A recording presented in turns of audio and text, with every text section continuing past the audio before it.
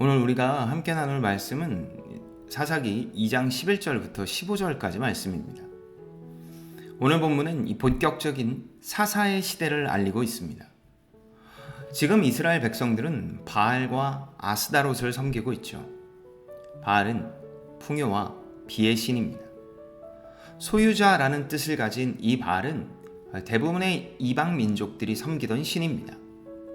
그래서 이 바알을 잘 섬기면 삶의 많은 부분이 풍요로워지고, 특히 농사를 짓는 지역에서는 비가 꼭 필요하기 때문에 그 비를 주관하는 바알을 잘 섬겨야 된다고 생각했습니다. 또 아스다롯은 사랑의 여신이며 다산을 뜻하죠. 풍요, 비, 다산. 당시 고대 근동 지방에서 축복의 산물이라고 여기는 것들입니다. 그리고 이것의 공통적인 것은 눈에 보이는 결과이죠.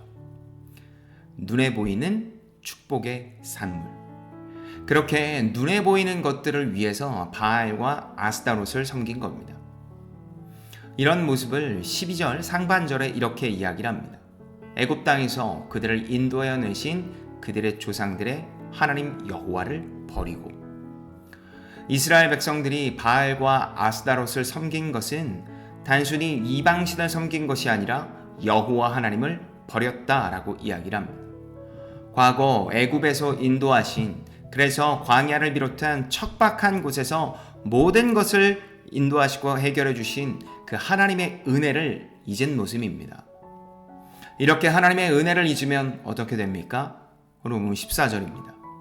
여호와께서 이스라엘에게 진노하사 노략하는 자의 손에 넘겨주사 그들이 노략을 당하게 하시며 또 주위에 있는 모든 대적의 손에 팔아 넘기심에 그들이 다시는 대적을 당하지 못하였으며 패배와 절망만 남게 됩니다. 자업자득이라는 이 말처럼 이스라엘의 불행과 고통은 그들의 행위, 그들의 결과가 되기 때문입니다. 우리가 잘 알고 있는 것처럼 이 사사기는 다윗이 왕으로 있던 시절 그 당시 함께했던 선지자인 사무엘이 쓴 것으로 봅니다. 사무엘 선지자가 이 글을 쓴 이유는 이방신을 섬기며 풍요로움을 따랐던 이스라엘 백성들에게 그들에게 필요한 것은 그들을 인도할 왕이었다는 것을 알리기 위함입니다. 그리고 이것은 오늘 우리에게도 동일하게 적용됩니다. 풍요와 다산, 비처럼 눈에 보이는 것을 따르고 싶을 때가 있습니다. 그러나 그런 따름은 결국 패배와 절망만 남게 됩니다. 그리고 그런 길을 가지 않기 위해서 우리에게도 왕이 필요합니다. 바로 예수 그리스도입니다.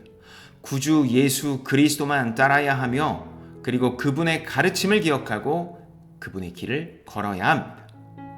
눈에 보이는 풍요를 따를 때 괴로움을 낳지만 눈에 보이지 않는 예수님을 따를 땐 진정한 은혜를 누리게 됩니다. 눈에 보이는 풍요를 위하여 끊임없이 괴로움을 낳겠습니까? 아니면 눈에 보이지 않는 하나님을 따르며 비록 어려운 것 같지만 진정한 은혜를 누리겠습니까?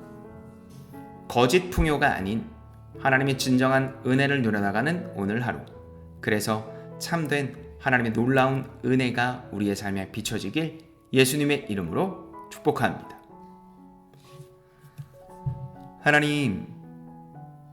하나님이 이스라엘 백성을 건져 주셨음에도 불구하고 바알과 아스다롯을 섬겼던 이 이스라엘 백성들을 봅니다. 그들의 무지함과 그들의 연약함을 아시고 주께서 그렇게 인도하셨으니, 그리고 끊임없이 다시 한번 하나님께 돌아오라고 말씀하셨으니, 아버지, 우리에게 다시 한번 그렇게 살아가게 하여 주시옵소서. 여전히 하나님을 등진 자들, 여전히 하나님과 멀어진 우리를 향해 돌아오라, 진정한 왕되는 예수 그리스도께로 돌아오라고 말씀하신 이 은혜의 말씀에 아멘으로 화답하는 오늘의 우리가 되게 하여 주시옵소서. 미련하고 나약한 자들을 돌보시고 인도하실 것을 믿으며 이 모든 말씀 주 예수 그리스도의 이름으로 기도합니다. 아멘.